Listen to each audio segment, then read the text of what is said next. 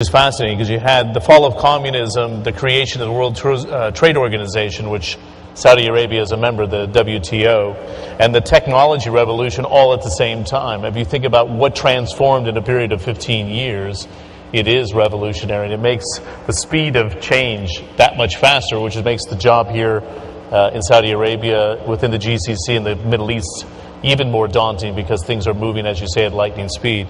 The two final people of our panel we want to bring on, I think, and I'm just going to take 30 seconds to say you should be awarded a great deal for your energy and your tireless efforts to make things work here.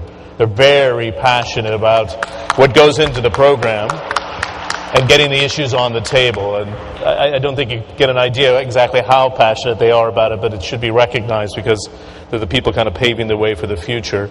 Let me first introduce Dr. Ghazi bin Zaghir of the bin Zaghir Group and also a member of the board of the EFET College, which has been very involved here at the JEF. You heard the experts, saw the data. Where are we today in terms of the building blocks? We've talked about the budget that's been allocated, the curriculum, the teachers that need to be in place to foster human capital here for the future. بسم الله الرحمن الرحيم والحمد لله والصلاة والسلام على حبيب المصطفى محمد صلى الله عليه وعلى آله وصحبه وسلم. I want to try, John, to take a personal angle, a personal/spiritual angle on this, because sometimes I fear that when it comes to the question of learning, the personal dimension gets lost in the jargon. So let me begin by first acknowledging my mother, who's here in the audience, my first teacher, who I started to learn from her when I was in her womb. And that is where the journey begins. I want to address three technical issues, and that relates to Saudi Arabia, but it isn't just about Saudi Arabia, because yesterday we learned from Professor Yunus, when addressing the issue of poverty, that poverty is not just a third world country issue. It exists all over, even in the United States. And I'm sure the experts would agree when it comes to the issue of education and learning. While we have a serious problem in Saudi Arabia, I'll be the first to say, and I'm sure everybody in the audience will agree, and we must do something about it. It exists worldwide, and it starts with the phenomenon or the question of calling. I draw great inspiration from Abu Hamid al-Ghazali, a great Muslim scholar who existed centuries ago. Abu Hamid al-Ghazali did not benefit from schools or teachers in the fashion that we know today, yet his writings and philosophies changed the world. So where it begins, if it does not begin in the infrastructure as we talk about it today, or all the technical words that we are referring to today, it begins with a calling or a passion from within our soul to know our purpose and place, and to be able to identify our own talents and our own calling and somehow link it to something useful that we can do to the surrounding existence. Some product or some service that we can offer to people around us that they're prepared to offer us something back for. We must not forget that calling and the passion of calling and the awakening of calling is the beginning of a healthy learning environment. And I feel or fear sometimes we forget that. I want to make the message a little more personal by mentioning a few names. I will do so quickly, and I'm not doing so to belittle the importance of the technical elements of learning, but just to stress the importance that at the end of the day, this is a human phenomenon and will only be solved if each of us are awakened to its significance and importance, starting from our families and extending out to our communities. I want to talk to you quickly about Amhadi. I want to talk to you about Jam'an, and I want to talk to you about Ahmed Badib, and I want to talk to you about Nur al-Sagaf. Don't think I'm strange in doing what I'm doing, but I have to do it as a reminder of all of us that people of great inspiration exist at all levels of society. They could be the person who is guarding the door, or the person in charge of our security, or some of the people behind the scenes that have made this conference possible today. What is in common with them and grand people like Professor Yunus or some of the other outstanding speakers we have here is that at an early age in life, they have learned to identify what is unique to them and secure a path that helps them to develop that and not put the burden on anyone else. The burden of learning befalls every single human being, and if we put it on other institutions, we're simply shifting it to others. And I'm not trying to take the responsibility from universities or schools that must do a lot of work. Jam'an, by the way, is the person that is responsible for your safety and your security in the event here. Brigadier General Jam'an is a remarkable human being that I've worked with for many days. He is passionate about his job, but he's also skilled and trained in what he's doing. The reason he is in the place where he is at is because he started first by being proactive in identifying what he wants to do in life, and then allowed the opportunities and the resources to guide him forward from that. Ahmed Badib was a teacher of mine in school, very well known in the community, a remarkable human being.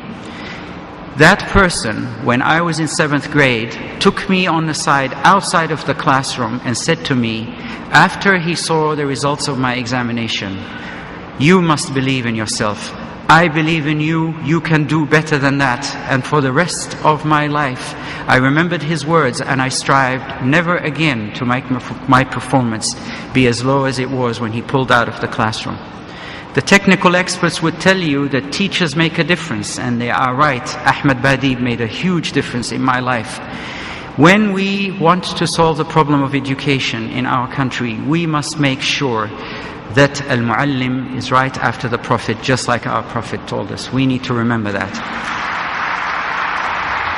Let me tell you about Noor al-Sagaf. Noor al-Sagaf is the person that has technically put this event together.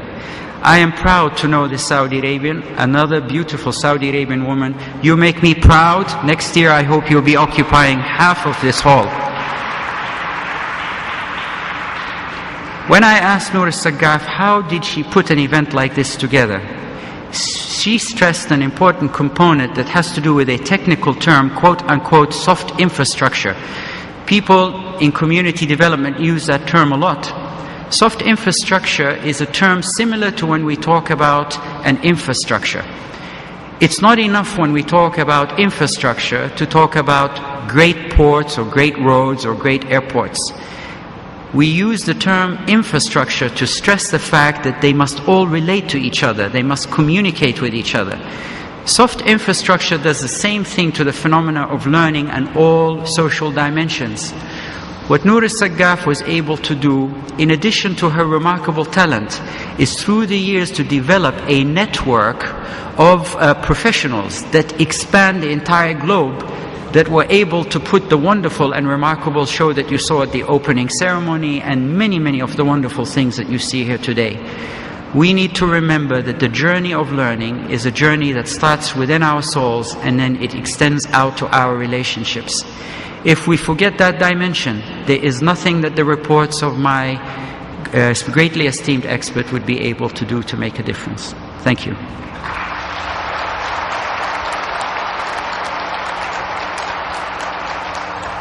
Okay, Dr. Haif, I'd like to have you pull the microphone a little bit closer and get your perspective. I know the work that you've done on the content of this JEF, but let's get to the solutions in education. Okay. I'd love to get your thoughts. بسم الله الرحمن الرحيم والصلاة والسلام على أشرف الأنبياء والمرسلين سيدنا محمد عليه أفضل الصلاة وأزكى التسليم. I don't know if I can beat the words that Dr. Ghazi mentioned. I will start with the metaphor that we picked for this panel, which is really close to my heart. It really brings us the concept of continuity, commitment, and consistency of what we're doing in our life. And the concept of lifelong learning, I think everybody is aware of it. It's not new. I'm not going to present something new, but the love to have lifelong in every aspect in our life to learn this is what I would like to present. And I don't know if we have done much in order really to provide the process and the environment that really will create this kind of lifelong learning last forever with everybody. And this is one of the things that Prophet Muhammad sallallahu alaihi wasallam encouraged us to do, to have learning from the day we born to the day we die.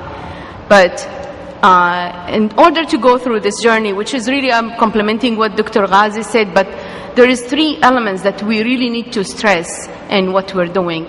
It's the orientation that we need to do between ourselves and between the others, and in the institution, and our family structure, and our daily life with anybody else. So this is kind of learning. We're stressing the concept of learning, not the concept of education. Both of them really important, but learning really comes from within yourself, and this is how you really acquire knowledge.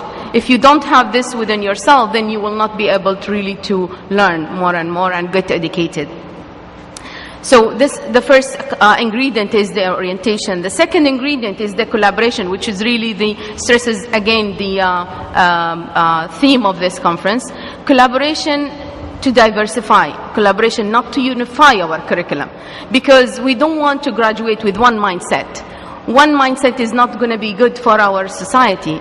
We need to have the different minds that to produce different elements, to serve in different capacity in different institutions. If we don't have this diversity, then we will not be able to achieve our goals and to connect with the world and that we live in.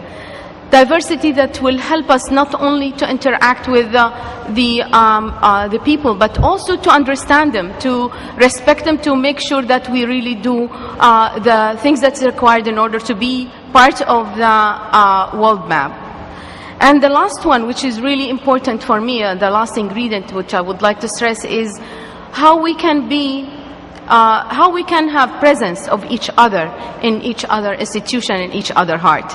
So this is very important for each other, because once I recognize your need, you will recognize my needs. But that doesn't start really without having my presence in your institution and have your presence in my institution.